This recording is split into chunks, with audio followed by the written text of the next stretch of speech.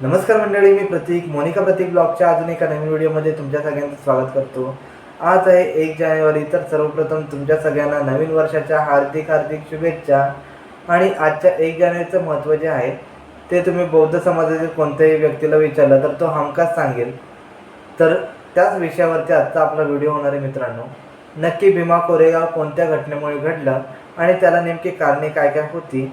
तर चला तर मग आजचा आपला व्हिडिओ खूप माहितीपूर्ण होणार आहे, तर पूर्ण व्हिडिओ बघा। आणि जर चॅनलवरती तुम्ही नवीन असाल तर चॅनलला कृपया सबस्क्राईब करायला विसरू नका। तर चला तर मग सुरुवात करूया आपल्या आजच्या व्हिडिओला।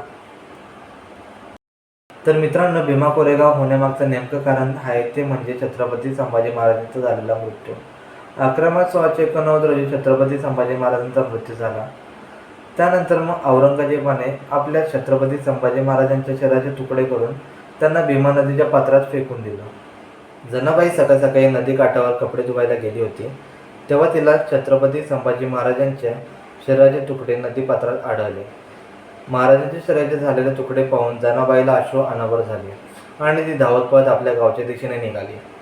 गावामध्ये पोहोचल्यानंतर तिने सर्व गावकऱ्यांना झालेली हकीकत सांगितली आणि ते सर्व गावकरी मिळून निघाले गावचा प्रमुख असलेल्या दामाजी पाटीलच्या घरी। वाड्यावर पोहोचल्यानंतर गावकऱ्यांनी झालेला सर्व प्रकार दामजी पाटलाच्या कानावर घातला। दामजी पाटलांना सांगितलं की यामध्ये आपण कोणतीच मदत करू शकत नाही, कारण की जर आपण औरंगजेबाच्या आदेशाच्या विरोधात गेलो तर तो आपले सुद्धा तेच हाल करेल जे की त्याने महाराजांचे केले। हे ऐकून तेथे असलेला गोविंद महार आपल्या जागेवर उठला आणि म्हणला, मी काय माझ्या हातामध्ये बांगड्या बदल्या नाहीत, मी स्वतः जाईन आणि माझ्या महाराजांच्या शरीराचे तुकडे वेचून आणेन आणि त्यांना सन्मानानं अग्नी देईन। असं म्हणत गोविंद महार निघाला भीमा नदीच्या दिशेने। त्याच्या पाठोपाठ बायका आणि लहान पोरं सुद्धा निघाली। असे मिळून एकूण 62 जण भीमा नदीच्या काठी येऊन पोचले। भीमा नदीच्या काठी आल्यानंतर प्रत्येकाने महाराजांच्या शरीराचे तुकडे वेचायला सुरुवात केली। त्यानंतर त्या सर्वांनी मिळून महाराजांच्या शरीराचे तुकडे गावामध्ये आणले आणि एका शेळके घराण्यातील व्यक्तीने ते सर्व शरीराचे तुकडे एकत्र शिवले। त्यानंतर विषय होता महाराजांना अग्नी कोठे द्यायचा, तर त्या गोविंद महाराने आपल्या शेतामध्ये महाराजांना अग्नी दिला।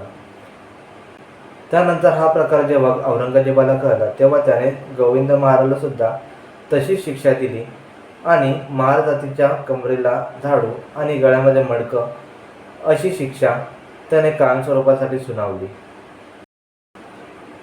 तर मित्रांनो, आता तुम्हाला समजलं असेल की कशा प्रकारे महार जातीच्या गळ्यामध्ये मडकं आणि कमरेला झाडू पडला।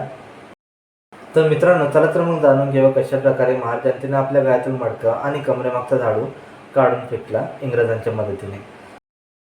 18व्या शतकाच्या सुरुवातीला इंग्रज आणि मराठा यांच्यामध्ये युद्ध वाढत चाललं होतं, तेव्हा सिद्धनाथ महार हे बाजीराव पेशव्याजवळ गेले आणि त्यांना सांगितलं, इंग्रजांविरुद्ध युद्धामध्ये आम्ही मराठ्यांची मदत करतो, पण आमच्या गळ्यातील मडकं आणि झाडू तुम्ही काढून टाका। पण बाजीरावाने त्यांच्या या मागण्या अमान्य केल्या आणि सिद्धनाथ महार यांना अमानुष वागणूक दिली। त्यानंतर सिद्धनाथ महार गेले इंग्रजांजवळ आणि त्यांनी इंग्रजांजवळ सुद्धा हीच अट ठेवली। इंग्रजांनी त्यांच्या अटी मान्य केल्या आणि अशा प्रकारे या 500 शूरवीरांनी 28,000 पेशव्यांना हरवून एक नवा इतिहास रचला आणि आपल्या कमरेमागचा झाडू आणि गळ्यातलं मडकं कायमस्वरूपी हद्दपार केलं।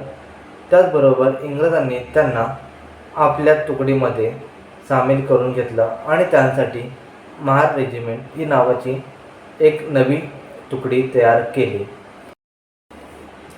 तर मित्रांनो, व्हिडिओ इन्फॉर्मेटिव्ह वाटली असेल तर व्हिडिओला एक लाईक करा, कमेंट करा आणि चॅनलला सबस्क्राईब करायला विसरू नका। आणि त्याचबरोबर तुम्हा सर्वांना आजच्या या शौर्य दिनाच्या हार्दिक शुभेच्छा। जय भीम, जय शिवराय, जय शंभूराजे, जय संविधान।